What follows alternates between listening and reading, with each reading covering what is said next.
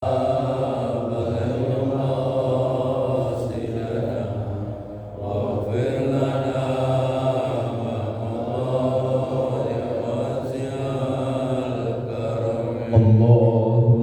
salli wa sallim wa barik alaihi wa ala alihi wa ashabihi.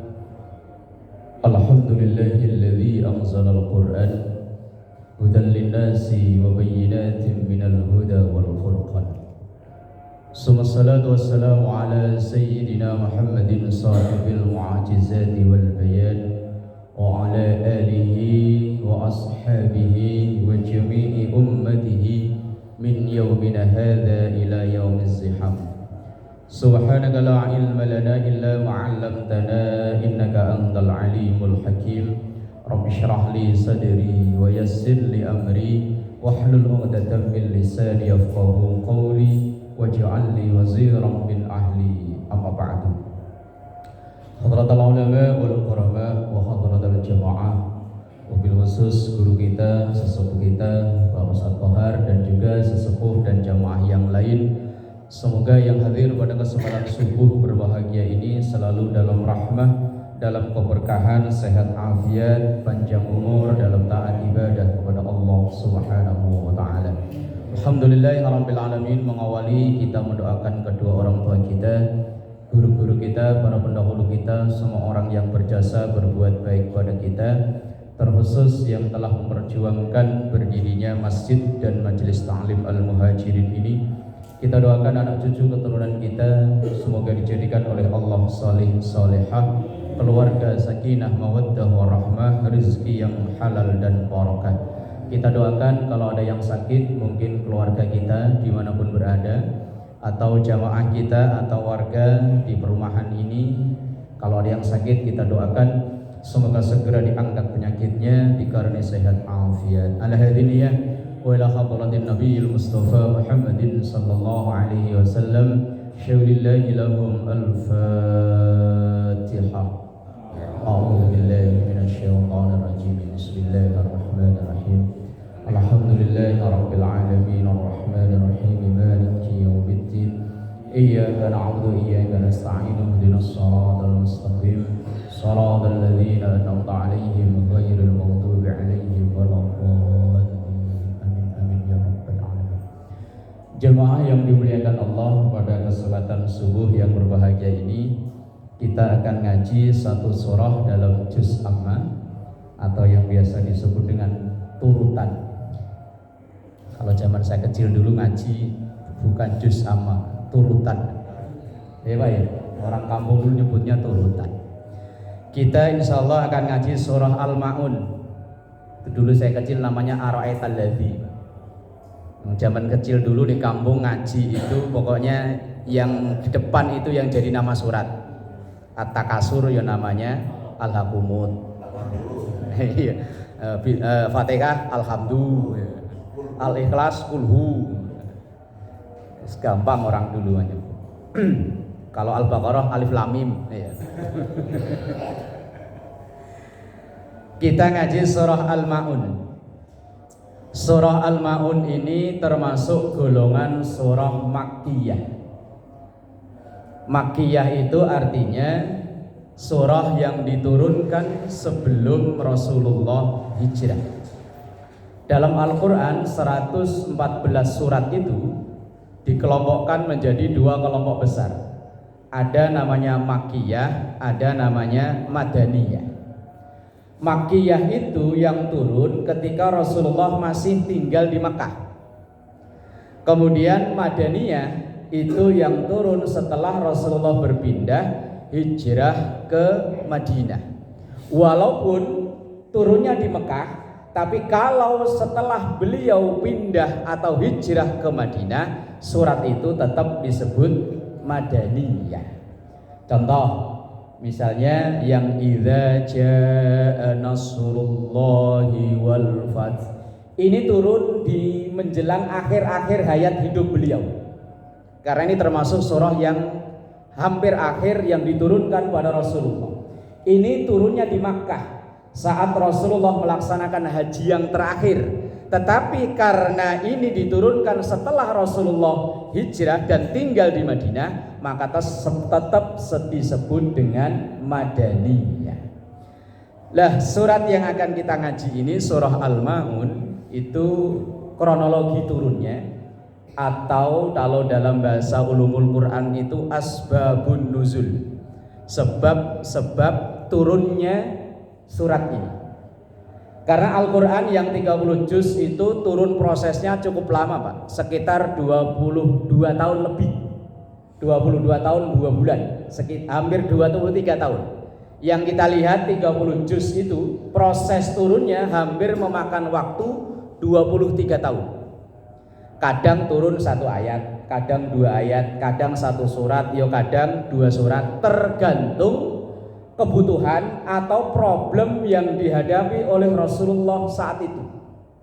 Ada yang turun langsung 2 surat, misalnya Qul Falak dan Qul Nas, Qul A'udzu birabbil falak dan Qul A'udzu birabbin nas. Maka 2 surat ini disebut dengan muawwidzatain, 2 surat yang dipakai, yang digunakan untuk memohon perlindungan. Dan memang kalau kita lihat asbabun nuzulnya, turunnya 2 surat ini Rasulullah pernah kena santet. Rasul aja masih mempan Pak, apalagi Pak Ustadz Kohar ya. Rasulullah pernah Pak kena santet, dan akhirnya diturunkan 2 surat ini untuk menangkal itu. Makanya para ulama-ulama mengatakan kalau pengen aman dari gangguan orang-orang yang hasud, sebelum tidur baca 2 surat ini, insya Allah. Kalau masih mempan ya wallahu alam. Lah, kembali, surah Al-Maun ini turun pada saat para pembesar itu bukan berarti yang badannya besar loh.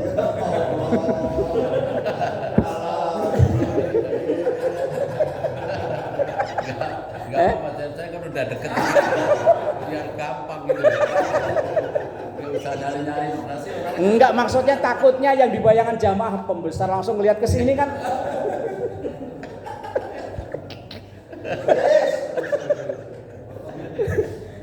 Pembesar itu bukan berarti yang badannya besar.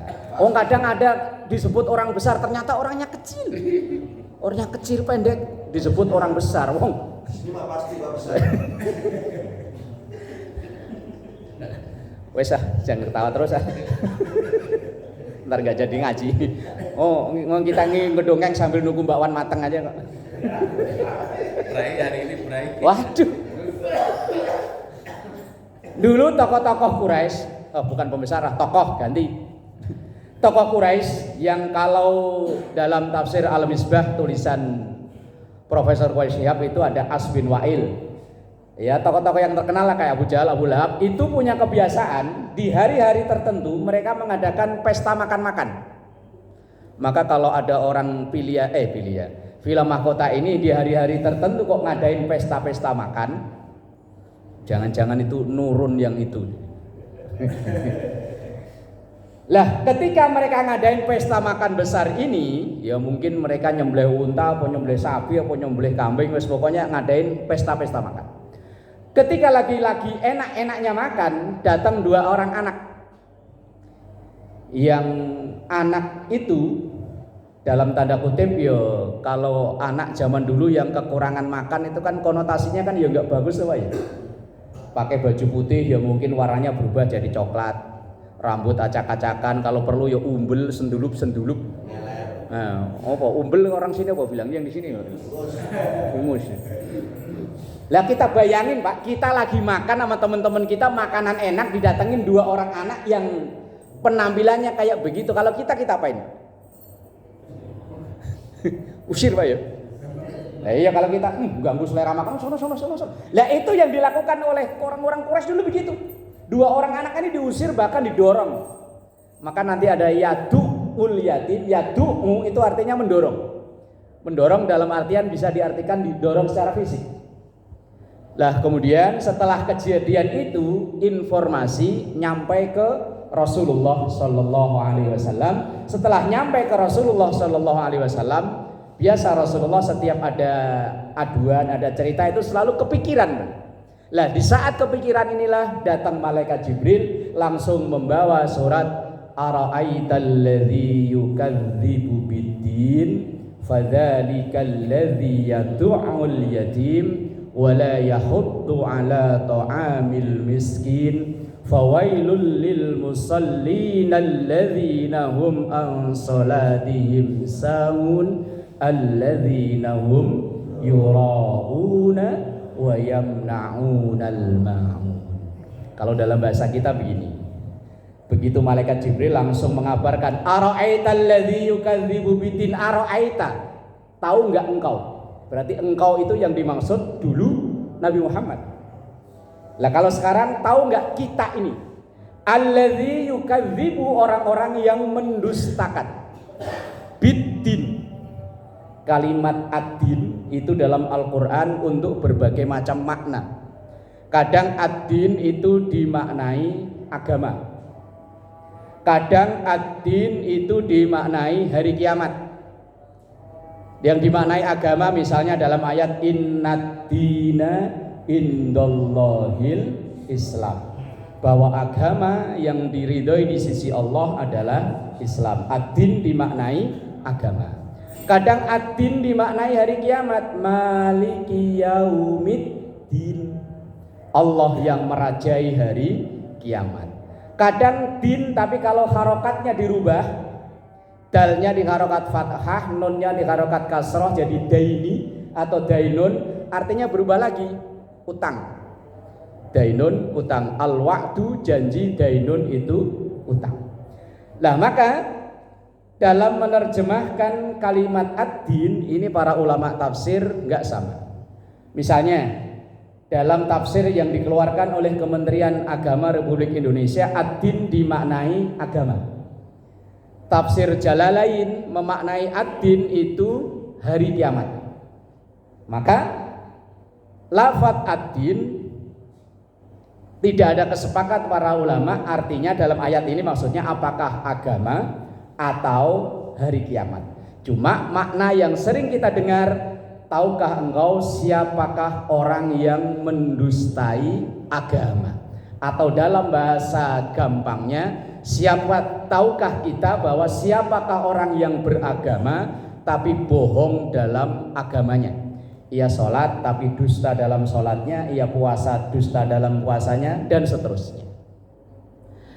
Siapa itu? Yang pertama, fadzalikal ladzi yad'ul yatim. Orang yang dinilai bohong dalam beragamanya satu, yaitu orang yang yad'u. Yad'u itu makna dasarnya aslinya da'a itu dorong. Itu kalau dibaca ainnya ditasdid, tapi kalau dibaca da'a artinya meninggalkan, nyuekin. Kalau da'a artinya ngajak. Maka Arab itu beda dikit artinya bisa berubah.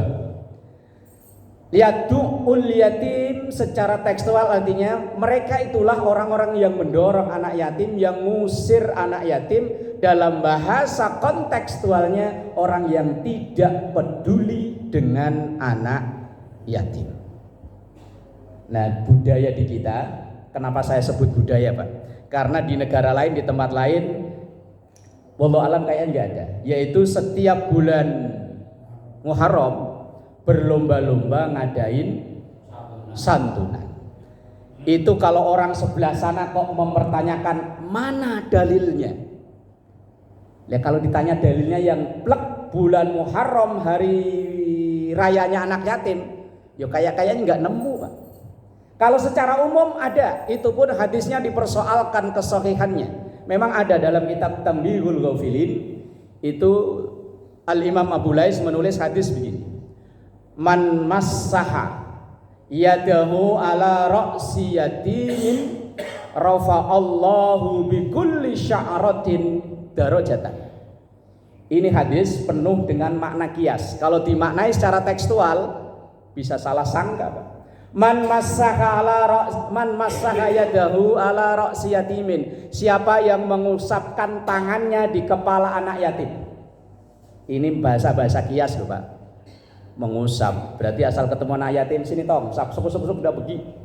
Bukan, apalagi kalau sini Itu anak yatim ditahu diusap-usap palanya langsung ditanya, "Mak lu mana?"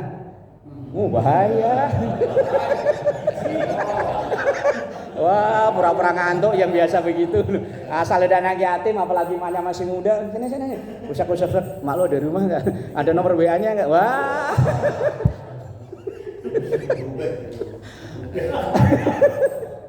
Masaha itu bahasa kias, Pak. Ngusap itu bahasa kias menyayangi, menyantuni. Ala ra's yatimin, di kepala anak yatim, rafa'allahu bikulli sya'rihi darajatan. Allah akan mengangkat dengan atau dari terhitung sejumlah rambut anak yatim. Ini bahasa kias lagi, Pak. Kalau dimaknai tekstual, berarti semakin banyak, semakin gondrong rambutnya anak yatim, pahalanya makin besar. Berarti kalau ada anak yatim yang botak,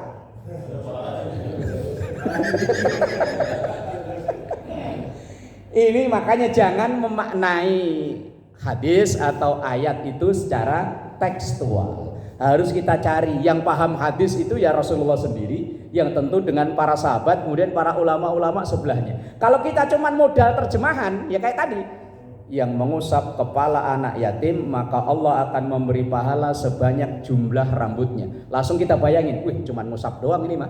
Asal ketemu usap pergi. Makanya kadang kalau ada santunan, orang-orang pada ikut-ikutan ngusap doang. Banyak kan ya? Sering kan biasanya kita hadir di acara gitu, acara santun yatim piatu. Yang nyantunin mah cuma berapa orang, yang lain ikut salaman ngusap. Bukan itu maksudnya. Takutnya sambil nanya nomor WA maknya, bahaya.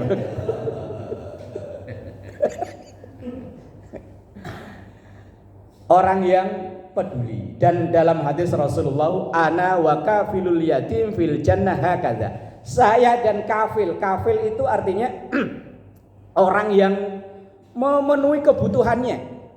Kalau memang dia nggak mampu, ya kebutuhannya mungkin secara finansial. Kalau memang dia mampu, peninggalan harta bapaknya banyak, ya mungkin kasih sayang, pendidikan dan lain-lain.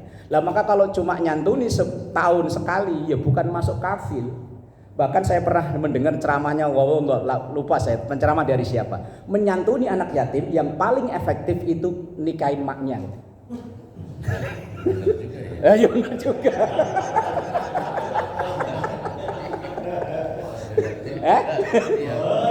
Boleh. Wah, jadi ide ini, Pak. Lah ya kan nyantuni anak yatim yang paling efektif kan? Iya kan? Iya. Bener ya? Oh ya, setuju deh. Ya itu permasalahannya tinggal itu. Lah kalau cuman sekali setahun hanya memberi bantuan sekian ratus ribu, lah iya kan hidup sepanjang tahun. Tapi kalau nikahin maknya kan ya di kan ya.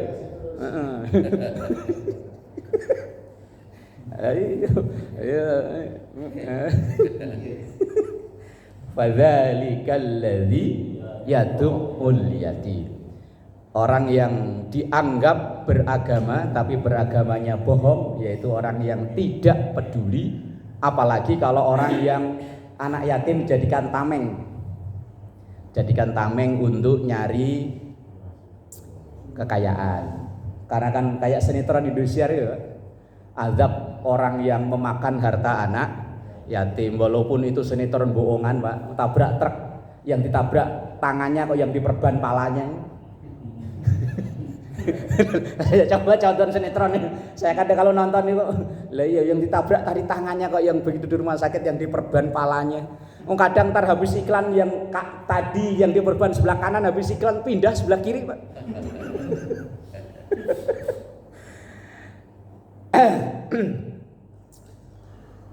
Kemudian yang kedua, wala yahuddu ala ta'amil miskin.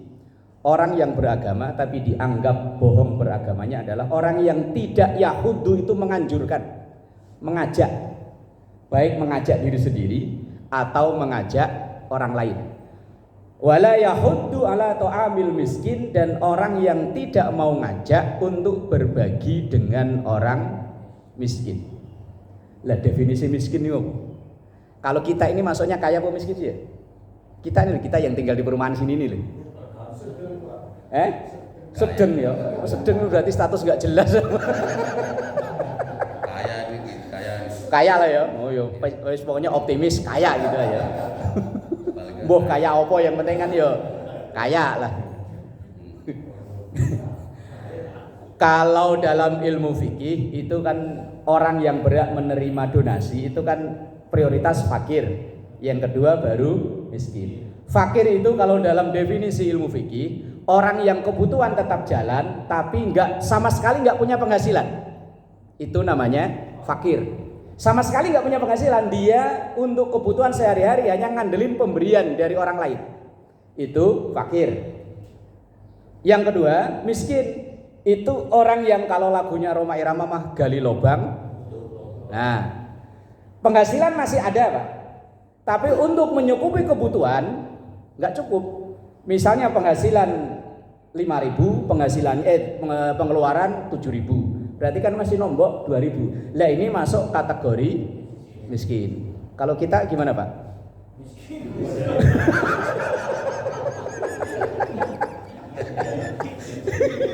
Tapi kaya hati. Wih lo, kaya hati.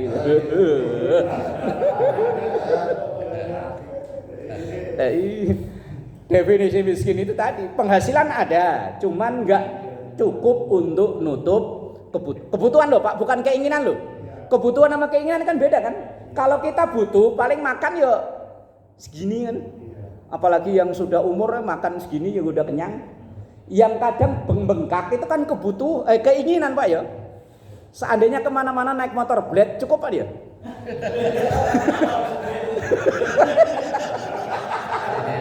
Tapi kenapa pengen PCX kan gitu kan?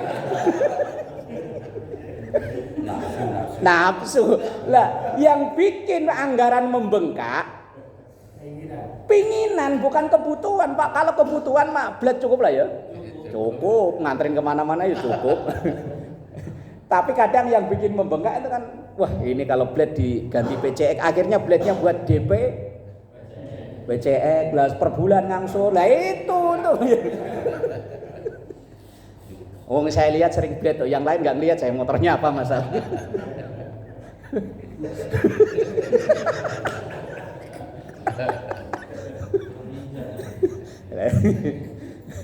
Itu miskin. Lah orang mendustakan agama itu orang yang nggak mau ngajak dirinya atau orang lain berbagi. Wes pokoknya kalau makan itu pangan dewe, nggak mau bagi-bagi. Lah alhamdulillah akhir-akhir ini saya lihat ke masyarakat kita luar biasa Pak.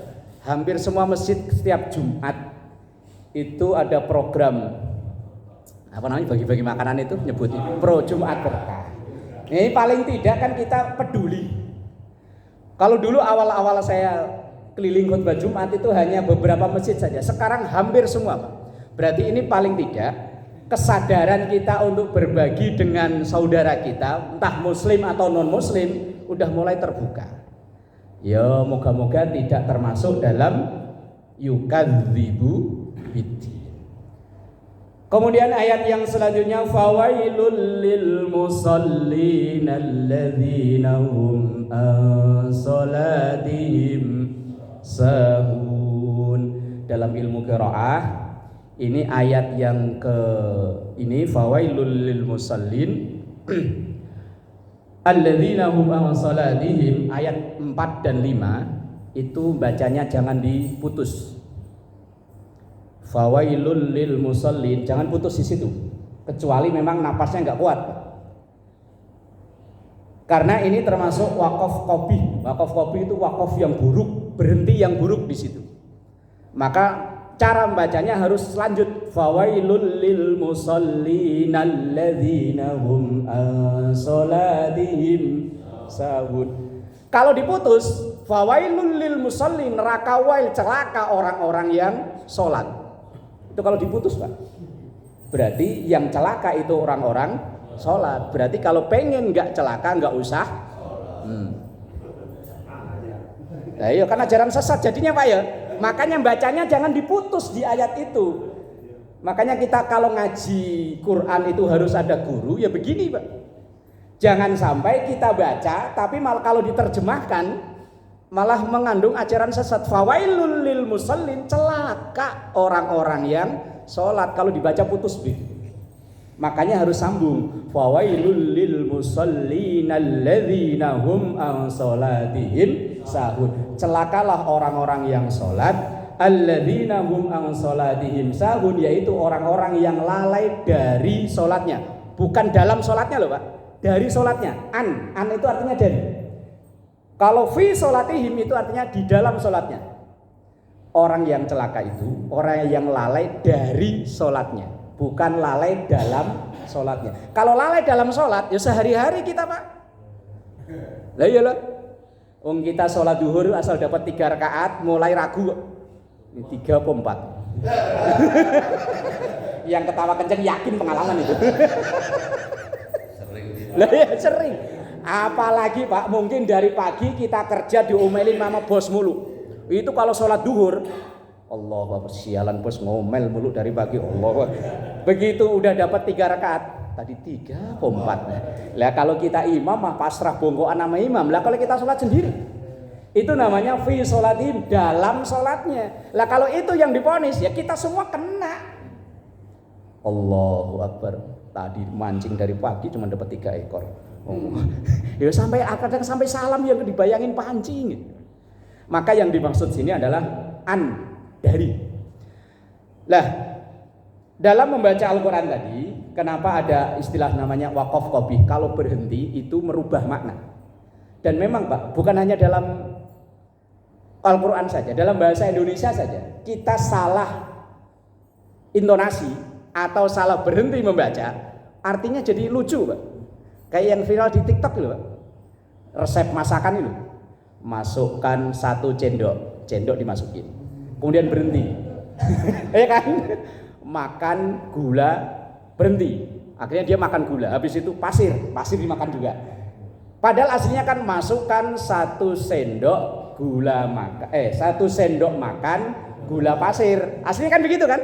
Berarti yang dimasukkan itu sesendok gula pasir. Bukan kok masukkan 1 cendok, masuk. Terus kemudian makan gula pasir. Berarti dia habis masukkan cendok, kemudian ngambil gula dimakan, ngambil pasir dimakan. Maknanya jauh beda Pak. Sama kayak contoh lagi umpama. Contohnya enggak Pak Ustadz Gora, enggak enak saya. Yang lain-lain lah. Tanggung.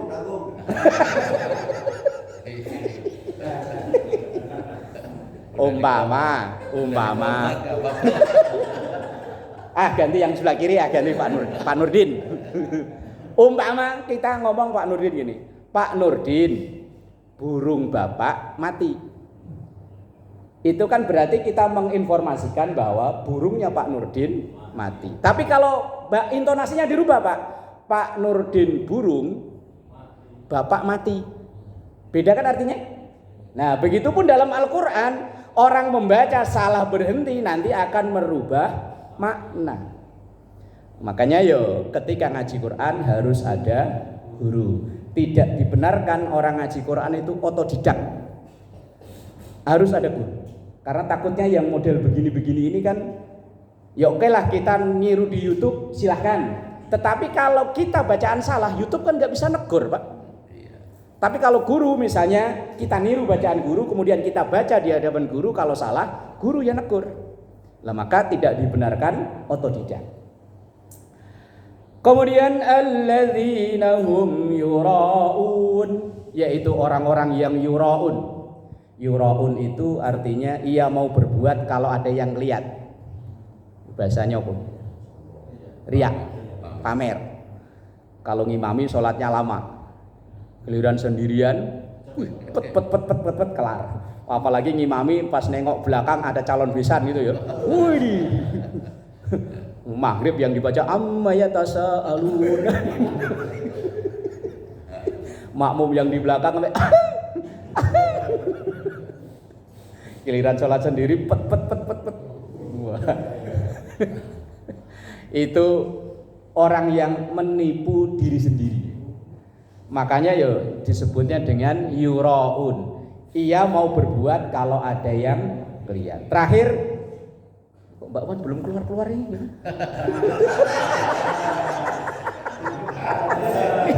panitia perbakwanan gimana?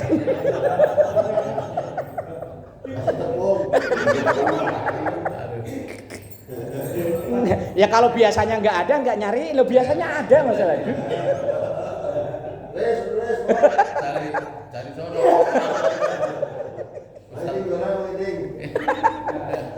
Mang Iding libur. Mana Mang Iding ada? Oh, libur juga. Hari Minggu ya libur lah. Yang terakhir ayat yang ketujuh, wa yamna'unal ma'un. Wa yamna'una, dan mereka mencegah, menghalangi al-ma'un, orang-orang yang mau memberikan donasi atau bantuan. Atau dalam bahasa lain, ma'un itu diartikan sesuatu yang manfaat. Orang yang ngalang-ngalangi kegiatan yang bermanfaat. Ini repot, Pak. Bantu enggak, dorong enggak, motivasi enggak, malah ngalang-ngalangin. Ini kadang di masyarakat kita ada yang model begitu. Ada kegiatan di masyarakat, dia enggak pernah ikut andil, tetapi dia komen mulu. Oh, ini ada berarti ya? Ada yang model begitu. Nyumbang enggak, tapi proposal itu diteliti dari paling atas sampai paling bawah. Kurang koma, kurang titik, kurang spasi, dikomenin. Yo, saya pernah nemu masalah gitu, Pak. Enggak usah Mang Iding, enggak usah, udah. Enggak usah. Enggak usah, udah. Tenang aja udah. Depan situ tukang nasi uduk banyak. Ya Allah, wa yamna'u. Artinya kadang di masyarakat kita itu ada, Pak. Orang yang bisanya hanya komen aja. Justru malah terkesan ngalang-ngalangi, merintangi orang yang mau berbuat untuk kemaslahatan. Ya kayak acara santunan, acara apa? Ya kegiatan kemasyarakatan lah. Itu dimintai dana bukannya ngasih, tapi malah cuman tadi mental-mental penonton. Netizen. Mental-mental penonton. Kalau dia ngomenin orang jago, tapi giliran sendiri, ada orang imami kelamaan dikomenin, kecepatan dikomenin, orang azan dikomenin, dia sendiri suruh ngimamin, dengkul gemeter. Ada orang azan suaranya apa? Fals. Dikomenin, azan kok begitu, gimana orang mau ke masjid? Giliran dia suara-suara adzan nggak mau. Ini kan kadang mental penonton ini kan ya. Ada pemain bola profesional yang latihan dari kecil, penalti nggak gol, digoblok-goblokin. Dia sendiri suruh lari dari gawang ke gawang. Klenger. Ini wajah naunal maun modelnya di masyarakat kita ya begitu. Disuruh ke depan nggak mau, disuruh belakang, wes ngerepotin. Orang model begini sih ngerepotin. Kok piringnya kelotak-klotik ini?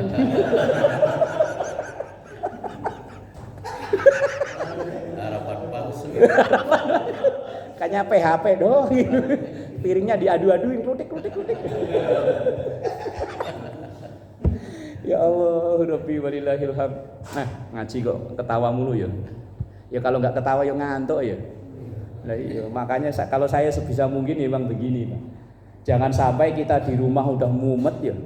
Begitu ngaji datang ke mushola, datang ke majelis taklim ditakut-takutin neraka. Ya kapan senengnya orang begini? Di rumah udah dimaki-maki bini, diomel-omelin.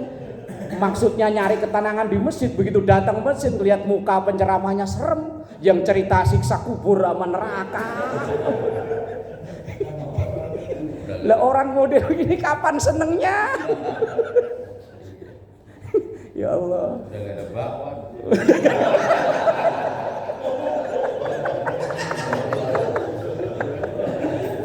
Panitianya habis aja, Bu. Kayaknya dendam waktu pokari ini kayaknya. Ada satu hadis Rasulullah, Pak. Ini kalau hadis ini menjadi dalil orang yang ketawanya lepas ternyata ada, Pak. Loh, tenang aja, makanya saya cariin dalil biar orang itu pada bahagia. Inna min khiyari ummati yadhakuna jahron min saati rahmatillah. Oh, ini bunyi hadisnya, Pak. Sahih ini hadisnya, Pak. Inna min khiyari ummati, sesungguhnya sebagian dari khiyar itu pilihan. Ummati dari umatku. Termasuk umat pilihan, Pak. Yadhakuna jahron, mereka kalau ketawa itu jahron itu kenceng, ngakak, lepas, enggak ditahan, enggak. Pokoknya pengetawa lepas saja. Kenapa orang ketawa seperti ini?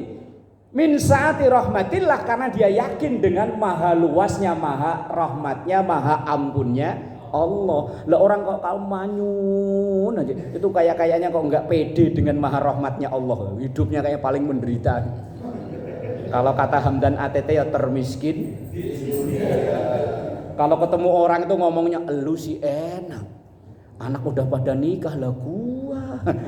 Lu sih enak, cicilan rumah tinggal 2 tahun lah, saya masih 15 tahun. Hidupnya kayak yang paling menderita.